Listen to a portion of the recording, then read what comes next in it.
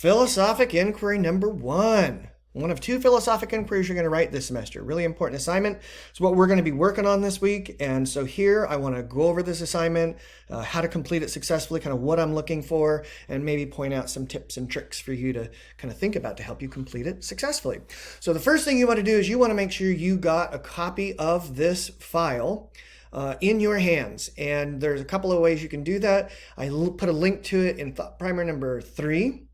I put a link to it in this week's thought primer, and you could also hit the assignment link in Canvas, and that'll take you to a page where you can download the file. So once you have this file, what you're going to see is that it's a series of questions that hopefully you've been taking notes on these last couple of weeks. And these questions all have to do with the things we've been discussing on the discussion board and reading about and thinking about. And so what you'll want to do is take a look at these question sets and kind of get a sense of what it is that you're going to be doing for this assignment. And then maybe take a little trip back over to Canvas and go to the Philosophic Inquiry number 1, Exploring the Issues assignment page. And you'll see there's a scoring rubric there. And that scoring rubric just gives you a sense of how each of these responses in these question sets are going to earn points. Okay, so maybe get a sense of how you're going to be graded. So then once you have a sense of kind of what the questions are that you're going to be responding to and how these questions are going to be scored, it's time to get to work. And how you approach this is really important. This is not an essay. You're answering specific questions or responding to specific prompts. And your goal is twofold. One goal is to demonstrate to me that you actually understand this stuff we've been talking about, that you understand what panpsychism is and determinism is, and you understand why there's a question about whether or not we have free will and such, okay? So you're wanting to demonstrate your knowledge. What that means is you don't want to be just responding to me in single sentences and leave me to guess why you think what you do. You really want to go guns blazing and respond to these prompts in a pretty good amount of detail so that you don't leave any room for doubt that you actually understand the material that we've been covering, all right? So as you respond to these questions, think of yourself as trying to demonstrate that you actually, you know this stuff. You've got it. You got your hands wrapped around this stuff and you can manipulate it in all different kinds of ways. The other thing you're looking to do in your responses is explore these questions for yourself. The things that you're not certain about are the things that you should be explaining that you're not certain about and why you haven't yet arrived at any conclusion on an issue. Okay, so you should be not only demonstrating that you know this stuff, but also trying to work out some of these ideas and explore these ideas for yourself as you're doing them.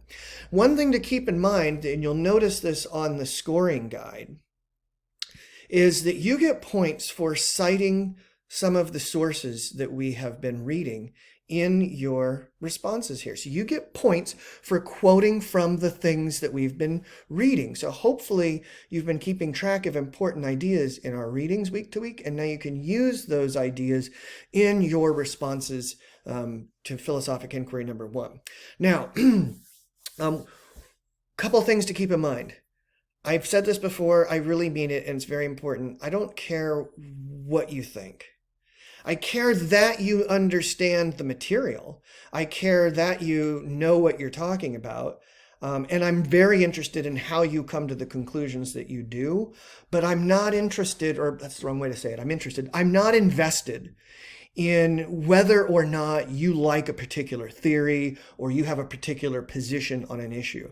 The specific position you take is much, much, much less interesting to me than the reasons that you have for taking that position. So as you're working through this assignment, keep in mind, I'm scoring your responses based on the accuracy of those responses and the detail that you provide in your responses.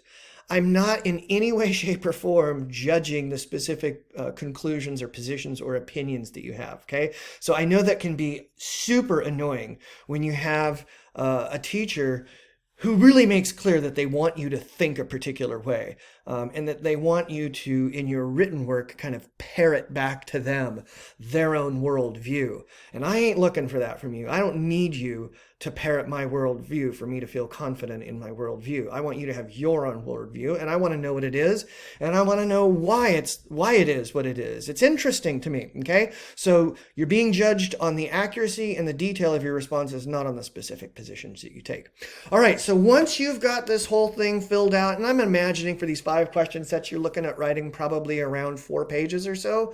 So you want to keep that in mind, 4 pages, 5 pages, somewhere in that neighborhood. If you write more, that's fine too. But if you're writing less than that, that's a pretty good indication that you're not really fleshing your ideas out in much detail.